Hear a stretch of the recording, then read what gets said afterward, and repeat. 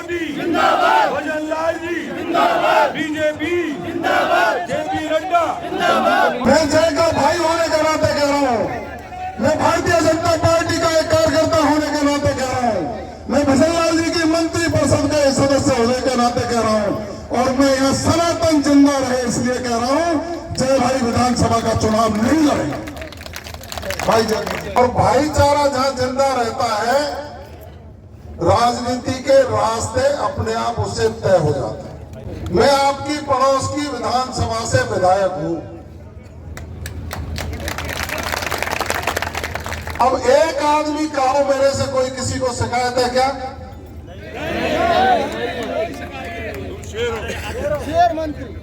मैंने रामगढ़ की धरती पर आकर के आपको वचन दिया था कि भले ही मैंने नगर की जनता के मतों से मैं विधायक बना हूं, लेकिन जितना अधिकार नगर का है उतना ही अधिकार रामगढ़ की जनता का।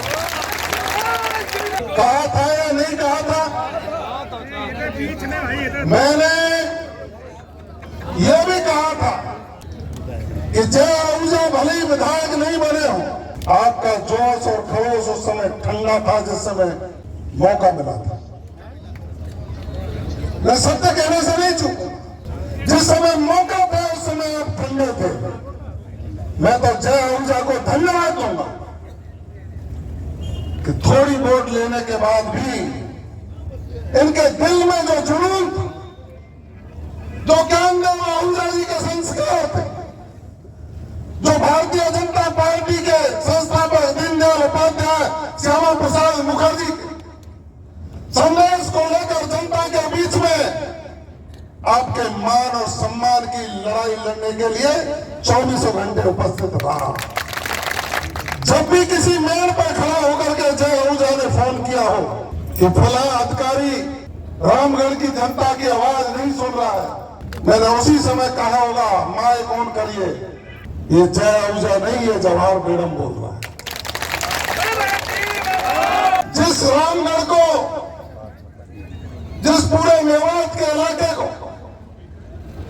संस्कारों से सरसब्ज करके उन लोगों से लड़ने के लिए तैयार किया हो, जिन लोगों से आपकी बहन बेटियों की इज्जत बचाना किसी समय मुश्किल हो गया, उन लोगों के खिलाफ लड़ने को आपको तैयार किया हो, जो गरीबों की जमीन पर कब्जा करते हो, उन लोगों के खिलाफ लड़ने के लिए तैयार किया हो, जो सरेआम गौ तस्करी करते हो, ओएलएक्स की ठगी करते हैं।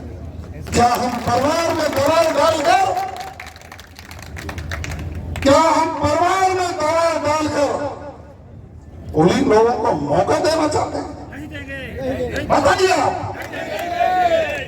और यदि उन लोगों को मौका देना चाहते हैं तो मेरे ऊपर आशीर्वाद क्यों दिया आप लोगों? उन्हीं लोगों को वो मौका दे देते, उन्हीं लोगों को मौका आपने पहले दे दिया। 10 महीने आपने कष्ट भोगे, मैं तो धन्यवाद दूंगा जय को कि आपके बीच में जाकर के आपके सुख दुख में शामिल रहा। आवश्यकता है अपनी व्यवस्थाओं को बनाकर भाईचारे में दरार नहीं हो। विधायक कौन बनेगा कौन नहीं बनेगा ये जरूरी नहीं है। यहां से कमल का फूल जीत करके भजन लाल जी की झोली में जाए, ये प्राथमिकता हमारी है। माननीय भजन लाल शर्मा जी ने विधायकों की जितनी नहीं मानी होगी जितनी जय आहूजा जो लिख के दे दिया, उस काम को मंजूर करने का काम किया। जो रात को कह दिया उसको सुबह पालन करने का काम किया। आज वो प्रदेश के मुख्यमंत्री हैं, आदरणीय ज्ञानदेव आहूजा जी की मंशा जय भाई ने कही है।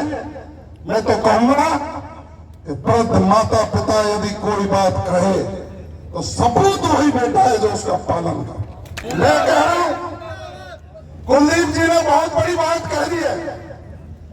हम माननीय भजन लाल जी की कैबिनेट के 2 सदस्य आपके बीच में बैठे, या तो एक बात कह दो। एक बात और कहना चाह रहा हूं, 7 जगह चुनाव हो रहे, 7 जगह। कितने जगह हो रहे? रामगढ़ के अलावा कोई मंत्री कहीं गए हो?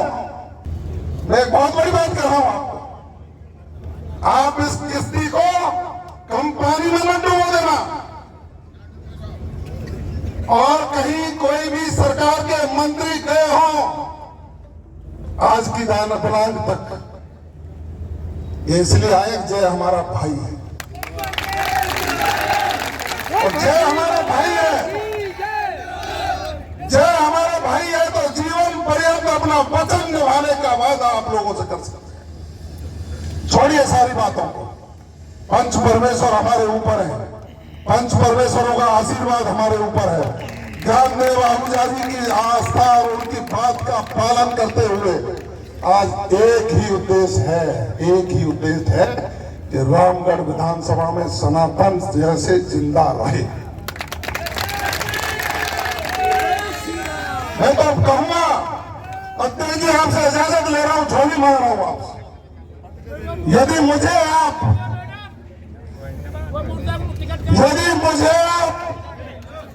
अपना भाई समझते हो, यदि मुझे आप अपना शागिर्द समझते हो, यदि मुझे आप पक्का सबक समझते हो, और मुझे माननीय भजनलाल जी के संदेश वाहक के रूप में इन तीनों लोगों को आप समझते हो, तो मैं जय भाई को खड़ा कर रहा हूं आपको।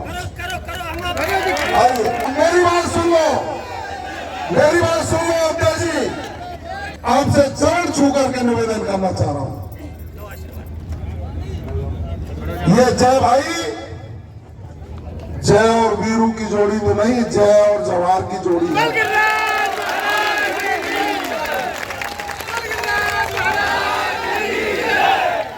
और मेरा फिर जोड़ी बना करके निवेदन है, मैं कोई बात कहूं तो उसका पालन करोगे या नहीं करोगे? हाथ उठा के बताइए, करोगे या नहीं करोगे? ईमानदारी से करोगे, ईमानदारी से करोगे। जयरामगढ़ का नेता नहीं है, राजस्थान का नेता है,